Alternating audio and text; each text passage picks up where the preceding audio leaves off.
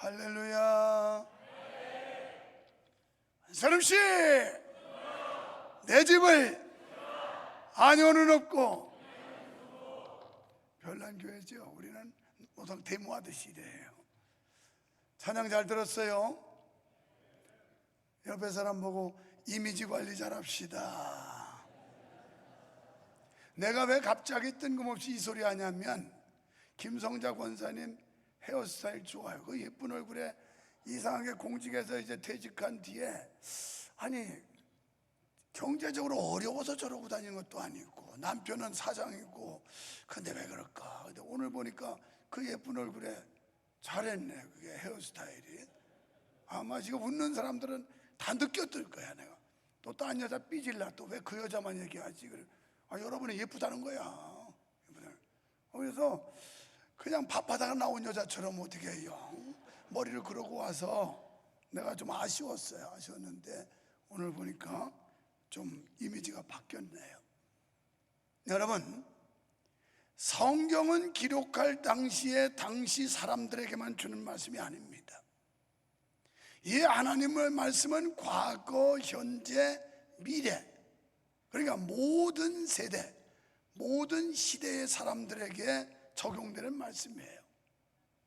우리가 성경을 읽고 들을 때 오늘 이 말씀이 나에게 무슨 의미를 주고 음성을 주는가를 귀담아 들으려고 집중을 해야 됩니다. 내가 오늘 일부 예배 마치고 고등부 담당 목사가 사인을 해달래. 동영상 찍는다고. 이거 뭔가 했더니 우리 고등부 학생들이 자문서 필사를 했는데 수십 명의 학생들이 한 거예요. 그래서 사인을 해달라는 거였어요. 지금도 그 친구들은 저 건너 교육관에서 지금 예배를 하고 있어요. 얼마나 흐뭇하고 고마웠는지. 성경을 읽는 것도 힘든데 이 아이들이 성경을 직접 필사하는 일은 절대 쉬운 일이 아니에요.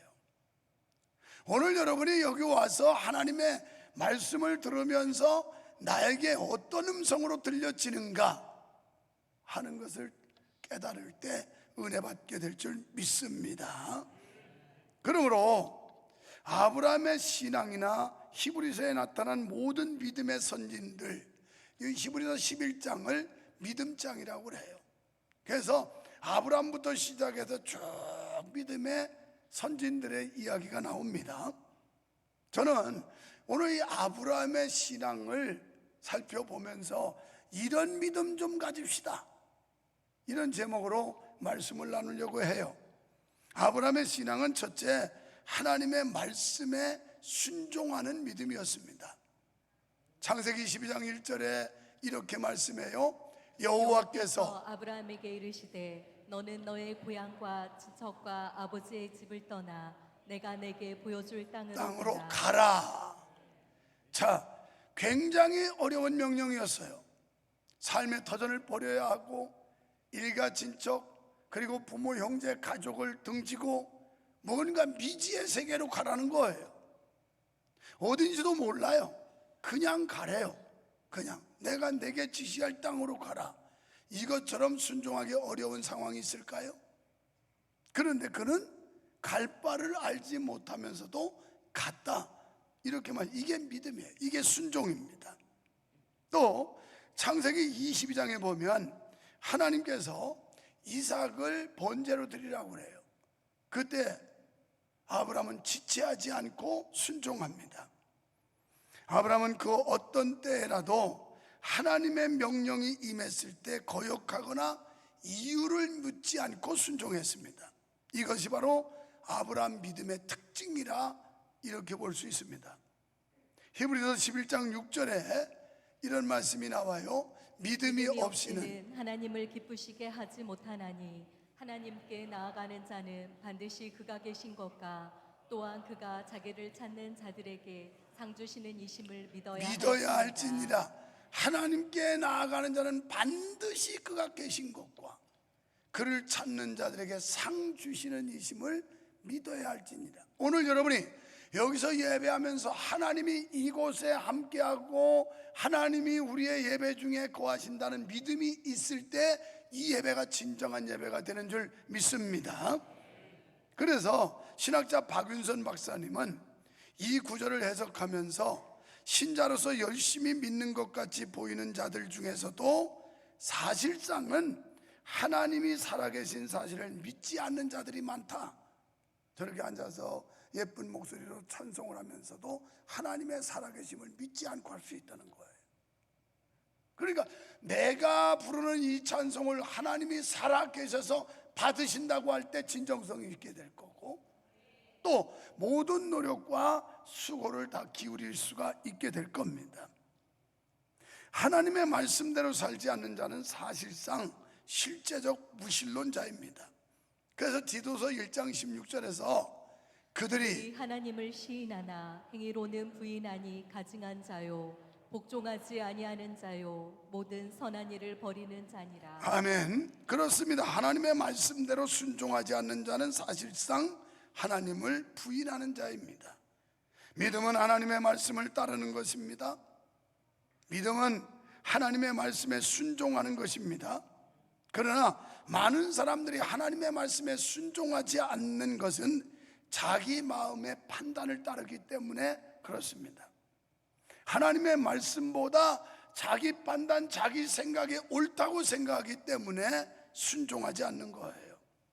창세기 3장에서 아담이 범죄하게 된 것도 하나님께서 이 선악과를 따오면 정령 죽으리라고 했으면 그걸 믿어야 되는데, 그걸 믿기보다는 사탄이 와가지고 야 그거 아니야, 그 따먹으면 너희가 눈이 밝아서 하나님처럼 될까봐 그래도 못 따먹게 하는 거야. 그걸 더 믿었어요. 그리고 그걸 믿는 게 자기 판단이 옳다고 생각한 거예요. 그래서 결국 범죄하고 타락한 겁니다. 사랑하는 성도 여러분, 우리의 신앙은 하나님 말씀에 순종하는 것이 제일임을 믿으시면 아멘 합시다. 그래서 로마서 5장 19절에 보면 한 사람이 순종하지 아니함으로 많은 사람이 죄인 된 것 같이 한 사람이 순종하심으로 많은 사람이 의인이 되리라. 아멘. 사무엘상 15장 22절에 사무엘이 이르되 여호와께서 번제와 다른 제사를 그의 목소리를 청종하는 것을 좋아하심같이 좋아하시겠나이까. 순종이 제사보다 낫고 듣는 것이 순양의 기름보다 나으니. 아멘. 하나님은 이렇게 순종을 좋아하신다는 거예요. 그래서 우리가 심심해서 이게 아닌 게 아니라 아니오는 없고 예만이나 하나님의 말씀이면 아니오가 있을 수가 없다는 거예요. 그냥 좋아도 싫어도 무조건 아멘밖에 없는 거예요. 아멘 안 하는데 무조건 아멘밖에 없는 거예요. 무조건 아멘 해야 돼요. 하나님의 말씀일 때, 이게 성경이면 우리는 아멘하고 순종해야 된다는 거예요. 아담 한 사람의 불순종이 인간에게 저주가, 예수 그리스도의 순종이 인류에게 구원을 주셨습니다. 그래서 믿음의 본질은 곧 순종인 줄로 믿으시기를 축원합니다. 두 번째는 제단 쌓는 생활입니다. 창세기 12장 7절로 8절에서 여호와께서 아브라함에게 나타나 이르시되 내가 이 땅을 내 자손에게 주리라 하신지라. 자기에게 나타나신 여호와께 그가 그곳에서 제단을 쌓고 거기서 베델 동쪽 산으로 옮겨 장막을 치니 서쪽은 베델이요 동쪽은 아이라.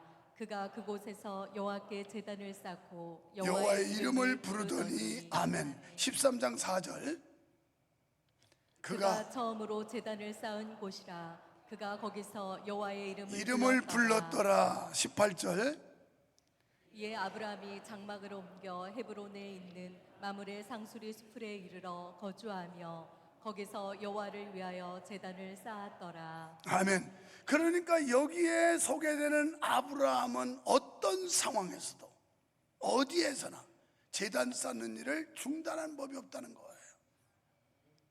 요새 말로 하면 예배에 목숨을 걸었다는 거예요. 예배에.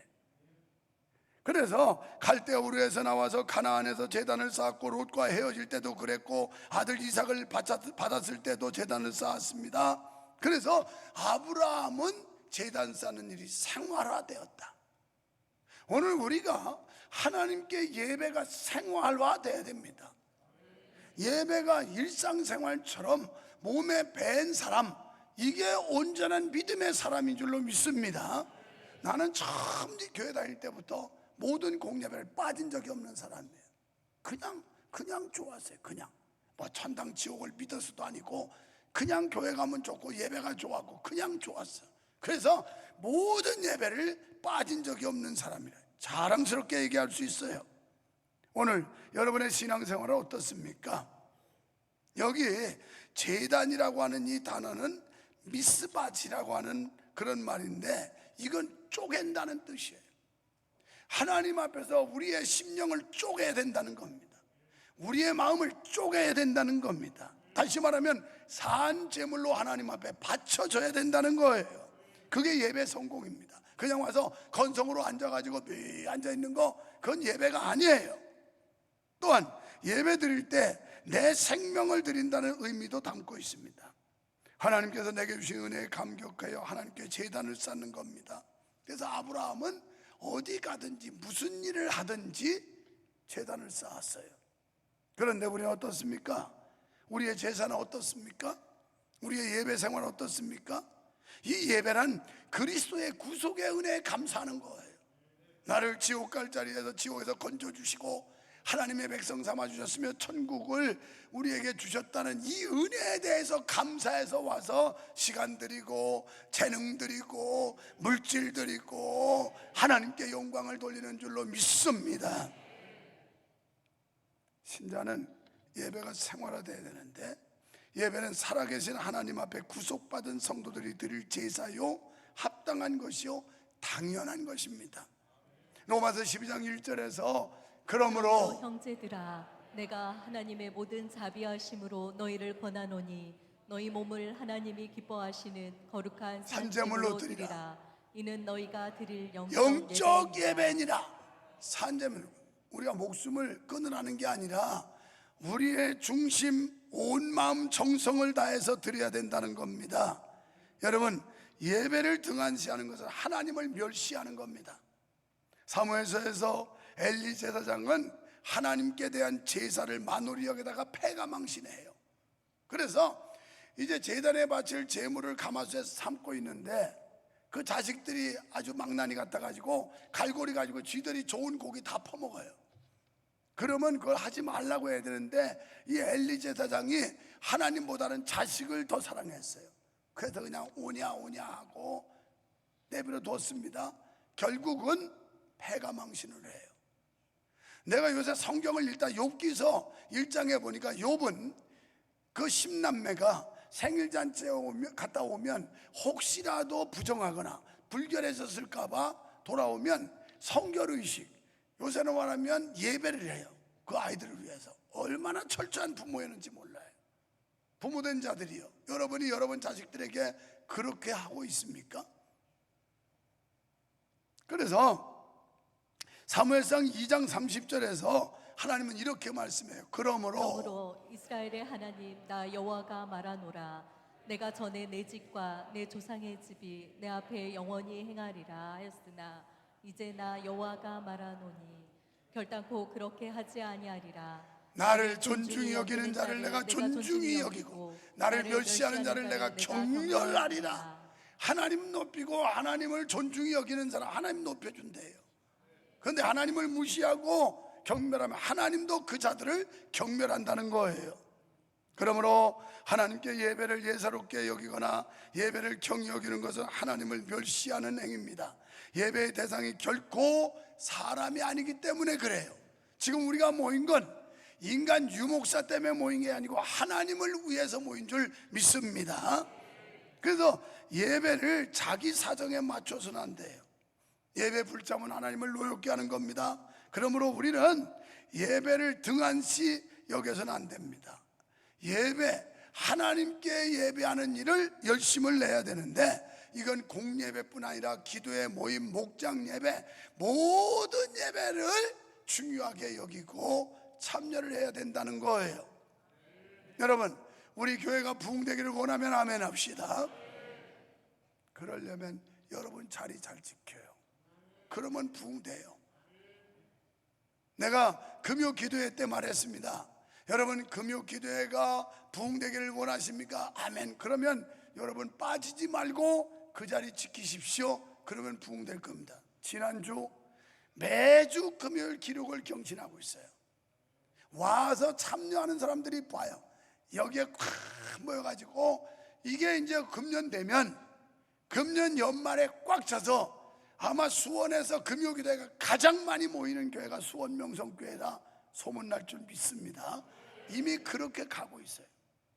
그래서 엄청나게 많은 사람들이, 그래서 금요기도에 온 사람들이 피부로 느껴요. 와, 이거 뭐 매주 금요일 점점 부흥하고 있네.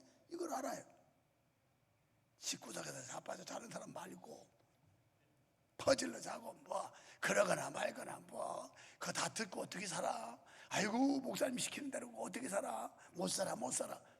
죽을 때까지 믿어야 될 텐데 어쩌려고 안 하는 거예요?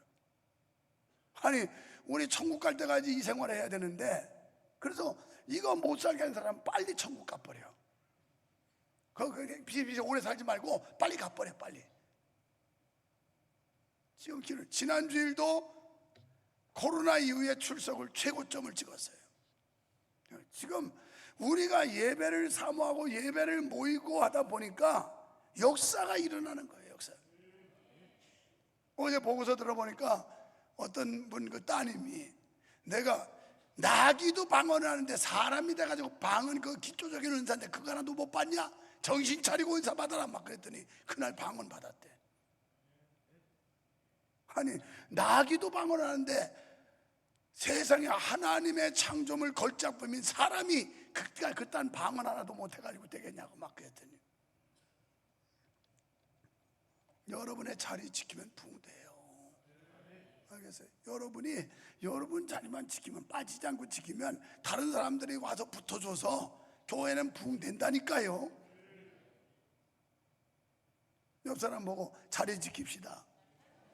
크게 자리 지킵시다. 아니, 삐졌어요? 더러워서라도 지킵시다. 그래. 세 번째, 헌신의 생활이었어요. 아브라함은 하나님께 드리는 생활을 했습니다. 하나님께 언제 어디서나 제단을 쌓을 뿐 아니라 희생의 제물을 늘 바쳤어요. 창세기 14장에는 멜기세덱 제사장에게 11조를 드렸어요. 그리고 제단에는 언제나 양이라고 하는 제물이 바쳐졌어요. 아브라함은 하나님의 명령이 있을 때 독자 이삭까지도 바쳤습니다. 아브라함은 11조를 드렸어요. 여러분, 오늘 신약시대는 아브라함이 신앙생활할 때보다 훨씬 쉬운 때예요. 지금 게을러 빠져서 신앙생활 못하는 거지, 지금 우리가 신약시대에 살면서 아브라함 시대의 신앙생활에 비하면 지금은 그냥 거저먹기예요. 거저먹기. 훨씬 쉬운 때입니다. 먹을 거 풍족하지, 주거생활 안정됐지, 환경 좋지. 세상에 예배당 이렇게 좋은 예배당이 어디 있겠어요? 오늘도 공연하는데 다른 데 같으면 빛 들어와서 이거 뭐 창문 가리고 해야 되는데 우리는 불만큼은 밤이고 불 켜면 낮이고, 이렇게 아름다운 예배당에서 예배하는데 얼마나 좋아요. 얼마나 좋아. 이렇게 좋은 시절에 이런 환경에서도 예배를 등한시하고 소홀히 한다는 거, 이건 하나님 앞에 면목이 없는 일이에요. 11조, 성수주일 모두 하나님 우선주의의 삶을 의미하는 겁니다. 이 모든 건 하나님의 은혜에 대한 감사의 표현이에요. 지난 한 주간도 하나님이 안전하게 하셨고 편안하게 하셨고 삶을 지켜주셨고 그 은혜로 오늘 내가 생존할 수 있었으니 하나님 은혜 감사합니다. 감사합니다. 이렇게 오는 사람들은 희낙낙하고 오고, 마누라 치마 짝 붙잡고서 할 수 없어 오는 인간들은 인상 팍팍 쓰고 오고, 남편 바지가랑이 잡고 온 여성들은 짜증나가지고 이거 언제까지 이렇게 끌려다녀야 되는 거야? 그럼 빨리 죽어. 그러면 돼. 그러면 해결돼. 그런데 하나님의 은혜와 은총과 구원의 은혜를 깊이 깨닫는 사람들은 교회 오는 게 막 기대가 되고 기다려지고 성도들 만나는 게 행복해지고, 그래서 오지 말래도 한 번 보고 두 번 오고 자꾸만 오고 싶네. 이렇게 이런 은혜가 있기를 축원합니다. 그렇게 돼야 돼요. 그렇게. 아유, 이거 주일날 한번 가면 되는 거지. 뭐 목사는 그렇게 자꾸 오라고 그래. 여러분 살으라고 오라는 거예요. 그럼 일주일에 한 번만 먹어. 이제 고난주간에 한번 굶어봐. 굶는 게 얼마나 배고프고 힘드는지. 신약 시대라고 11조가 폐지된 게 아니라 11조 이상의 생활을 해야 되는 겁니다. 어떤 분이 지난주 중에 11조를 600만 원을 통장에 넣었다는 게 나한테 떠요. 여러분은 40만 원, 50만 원도 아까워서 못 내는 바인데, 돈이라는 건 금액이 커질수록 아까운 마음이 더 커져요. 6천만 원 눈 돌아가요. 아니 6억 기절해요. 돈은 금액이 커질수록 겁나는 겁니다. 그런데 하나님 사랑하고 하나님의 은혜 감사하고 그러면요, 이게 뭐 아까운 생각 없이 그냥 기꺼이 드릴 수가 있어요. 기꺼이. 오늘 하나님을 사랑하고 하나님의 구원의 은혜 감사하는 사람은 주일 예배 오는 게 아무 부담이 안 돼요. 아주 자연스럽고 편안하고 기대가 되고. 성도가 하나님을 믿는다고 하면서 하나님께 헌신하지 못하고 드리는 생활을 못하는 것은 실상을 하나님을 믿지 못하는 겁니다. 오늘 17절로 19절 한번 읽어요. 다 같이 시작. 아브라함은 시험 받을 때 믿음으로 이삭을 드렸으니 그는 약속들을 받은 자로되 그 외아들을 드렸느니라. 그에게 이미 말씀하시기를 내 자손이라 칭할 자는 이삭으로 말미암으리라 하셨으니 그가 하나님이 능히 이삭을 죽은 자 가운데서 다시 살리실 줄로 생각한지라. 비유컨대 그를 죽은 자 가운데서 도로 받은 것이니라. 아멘. 여러분, 100살 때 얻었던 아들을 모리아 산에 가서 번제로 드리라고 그래요. 그런데 하나님은 분명히 내게 준 이삭을 통하여 많은 자손을 주리라고 그랬는데 이게 어찌 된 일이면 앞뒤가 안 맞아요. 하나님 무슨 소리 하고 있어요? 아니 이삭을 통해서 내 자손을 번창하게 한다고 그랬는데 이삭을 번제물로 죽이라면 그러면 그 다음은 누가 책임지는 겁니까? 이렇게 항변하고 불평할 수 있어요. 그런데 아브라함은 이미 믿었어요. 내가 이게 불가능한 현실에서 100세의 아들을 갖게 하신 하나님, 그분이 약속하셨다면 내가 이삭을 드려도 하나님이 뒤에 무슨 일을 하실 것이다, 이 믿음이 있었기 때문에 이삭을 드렸어요. 그리고 하나님의 명령이 떨어져 주저주저 하지 않았어요. 우리 속담에 벼르는 주사 찬물 한 그릇도 못 떠놓는다 이런 말이 있어요. 꼭 보면 교회 생활하면서 주저주저해요. 머뭇머뭇해요. 지금 아브라함은 머뭇거리지 않습니다. 하나님이 명령하시니까 자기 아내 사라하고도 의논하지 않아요. 왜? 만약 의논했다면 사라가 뭐라고 그랬을까요? 이 영감 미쳤나? 지금 아니 멀쩡한 아이를 무슨 번제로 드린다고 죽인다고 택도 없는 소리 마라, 뭐 이랬을지도 몰라요. 그런데 상의하지 않아요. 그냥 결단해 버립니다. 그리고 아침 일찍 일어나서 아들 이삭을 데리고 모리아를 향해서 가요. 그럴 때 그는 시험을 통과할 수가 있었어요. 이 시험이라고 하는 건 테스트, 점검입니다. 점검. 하나님께서 아브라함의 믿음을 테스트하셨어요. 그래서 사실은 22장에 우리가 읽어보면 모리아 산에 가서 아들을 번제단 위에 묶어놓고 칼을 내려 꽂으려고 할 때 하나님이 급히 부르세요. 아브라함아, 아브라함아, 멈춰라. 그러면서 유명한 말씀이 나와요. 이제야 내가 나를 사랑하는 줄 알았노라. 그때 뒤에다 매 하고 수양이 뿌리 걸려가지고 나 잡아다가 제물로 드려라, 나 잡아다가 제물로 드려라. 그래서 아들 이삭을 살리고 수양이 대신 제물이 돼요. 이게 하나님의 역사예요. 우리가 순종하는 믿음을 가지려면 주저하면 안 돼. 머뭇머뭇하면 시험을 통과할 수가 없어요. 그냥 결단하고 하나님의 약속 믿고 행동으로 옮겼을 때 하나님이 기적을 주셨고 하나님이 축복해 주셨고 하나님의 놀라운 은혜가 함께한 줄 믿습니다. 우리도 아브라함처럼 하나님의 말씀에 순종하는 믿음을 가집시다. 제단 쌓는 일 곧 예배의 승부를 겁시다. 그리고 주님 앞에 우리의 소중한 것 드리는 헌신의 삶을 삽시다. 그래서 하나님께 인정받는 믿음, 축복받는 성도가 다 되시기를 주님의 이름으로 축원합니다. 축원합니다. 하나님 아버지 감사합니다. 아브람처럼 이런 믿음 갖기를 원합니다. 껍데기 가짜 신앙이 아니라 진짜 믿음 갖고 예배에 목숨을 걸고 예배가 일상화되게 하여 주시옵소서. 그럴 때 예배의 성공자가 인생의 성공자가 될 줄 믿습니다. 우리 교회가 이렇게 되게 하시고 교회가 날로 모임이 더 열심히 되고 그래서 교회가 부흥 역사가 나타나는 교회가 되게 하여 주시옵소서. 예수님 이름으로 간절히 기도하옵나이다. 아멘.